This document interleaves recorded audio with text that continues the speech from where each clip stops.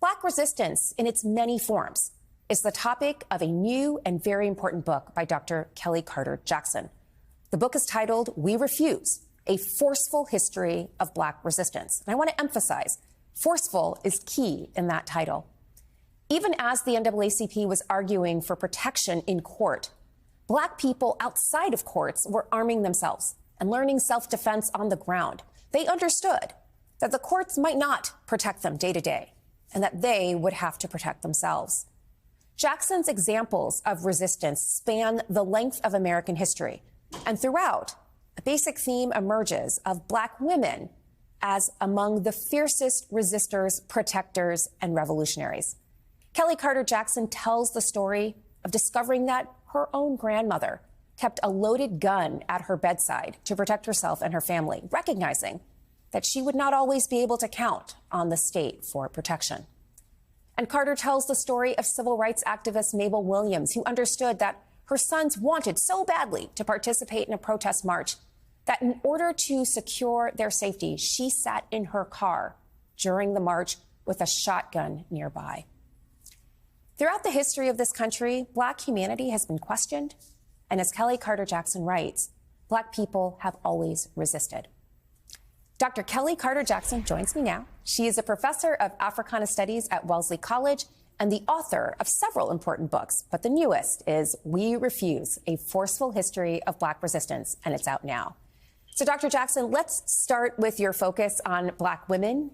The examples that you use in the book, you write about learning how Black women played a role in resisting oppression. What surprised you about these new stories that you uncovered? Yeah, first, thank you so much for having me, and happy Father's Day. I want to say a shout out to my dad, who's modeled for me what refusal has always looked like.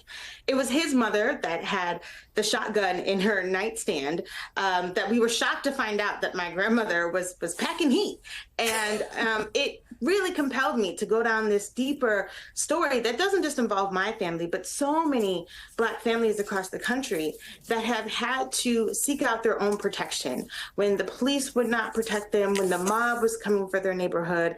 How else were they going to defend themselves? And so this book really offers up multiple examples, some widely known, some lesser known, about how Black women have never stood on the sidelines, how the Black community has always come to its own defense and its own protection, and why that matters.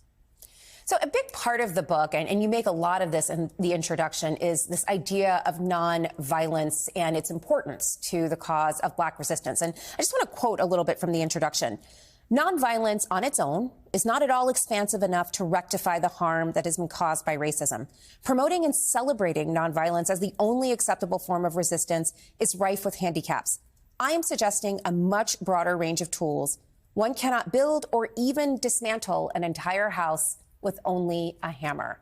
So please tell us about the range of tools that you imagine and that you are suggesting that would make for more effective resistance.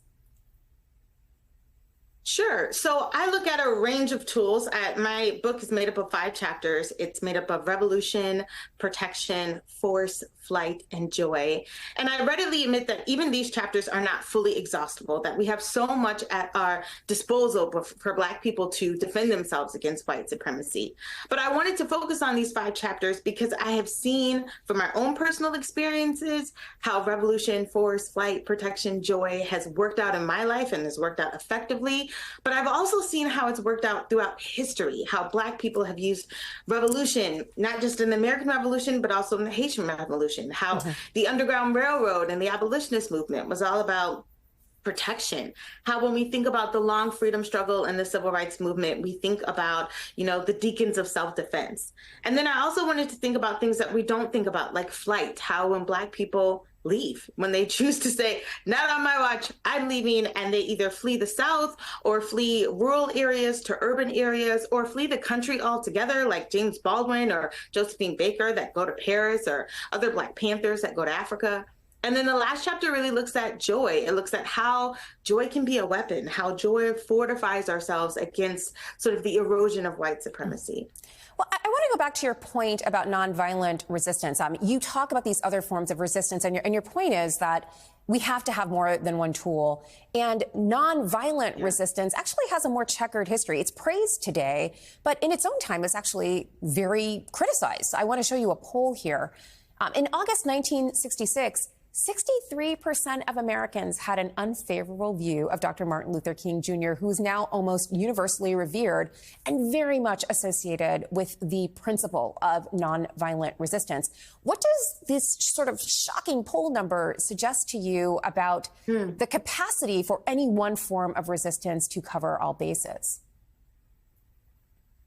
I mean, if we're honest, nonviolence has its limitations. You know, when we think about 4 little Black girls being killed in a church, when we think about Medgar Evers being assassinated in his front yard in front of his family, when we think about the fact that, you know, a white person can come into a Black church, be greeted by the parishioners, and then open fire against them, nonviolence is not a solution in those circumstances. And I think we need to look at nonviolence within a particular context. And oftentimes I think that nonviolence can handicap us. Now, that doesn't mean that violence is the only solution either.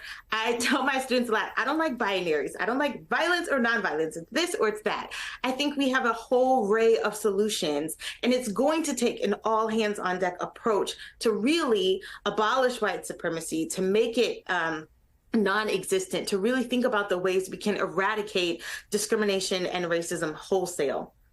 So I want to go toward the end of the book, and you end it on a really hopeful note. As you say, and as you've said earlier, you think joy is also a form of resistance. I'd like to invite you to say a little bit more about how the prospect of joy and hope, for that matter, can also fuel resistance and revolution. Absolutely. You know, I see joy as one of the cornerstones of the Black experience, that we are not just a history of fighting white people, that joy is what creates our language and our culture and our art. It informs our resistance. It fortifies us. I think the perfect example of this is the Montgomery Ball that happened last summer in August, where we saw a Black dock worker who was being attacked, and we saw Black people come to his defense. We saw, you know, a teenager swim across the waters. We saw people swinging trees, but swinging chairs, I should say. But also in that moment, we saw Black people creating joy through mockery, through laughter, through gifts and memes and reenactments. And the joy that came in those few days following the Montgomery Rebellion was something that I thought was so hilarious, but also something that really sort of exemplified what Black culture is all about, that we will always find joy. We will always carve out spaces to sort of poke fun at the ridiculousness of white supremacy and use that joy to sort of build ourselves up as well. That's a great message for this Juneteenth weekend. Thank you, Kelly Carter Jackson. Her new book is called We Refuse, A Forceful History of Black Resistance, and it's out now.